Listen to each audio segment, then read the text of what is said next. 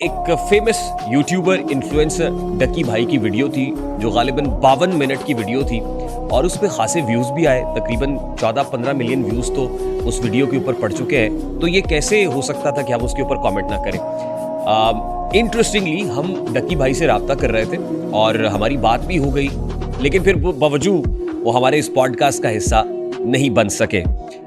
उसकी क्या रीजन थी ये भी मैं आपके सामने बता देता हूं कि क्या प्रॉब्लम बना। अब गुज़श्ता हफ्ते जब मेरा वक्त तय हुआ, यानी मुझे किसी ने कहा कि जी हो जाएगा, वो पॉडकास्ट आपके साथ मेहमान होंगे, फिर मैंने मैसेजेस भी किए डकी भाई को, उनके इंस्टा के ऊपर भी पैगामात भेजे।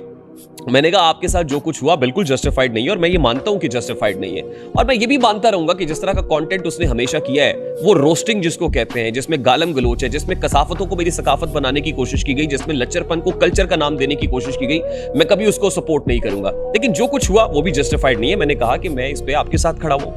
मुझे एक बंदे ने मैसेज भेजा, उसके ऊपर मुझे लगा डकी भाई का ही नंबर है। मैंने जब राब्ता किया तो पता चला कि ये डकी भाई के बिजनेस मैनेजर हैं, बिलाल रशीद साहब उनका नाम था।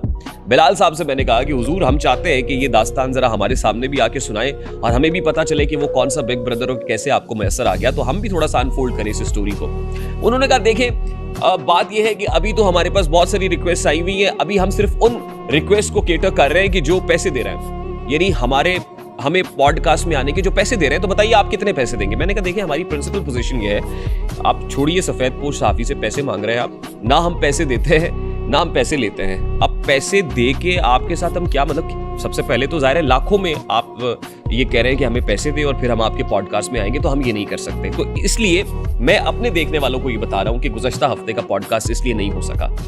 कमिटमेंट, फिर मिसकमिटमेंट, फिर पैसों की डिमांड। मैं ये सोचने लगा कि 14 मिलियन व्यूज के साथ सबसे पहले तो आपने पैसे कमा लिए, अब उसके बाद उसी स्टोरी को किस्तों में बेच के पैसे कमाएंगे। This is very unjustified sir, this is not justified at all. और क्या वो केसेस, वो चार्जेस, उससे आसानी से छुटकारा हासिल हो जाएगा? नहीं होना चाहिए।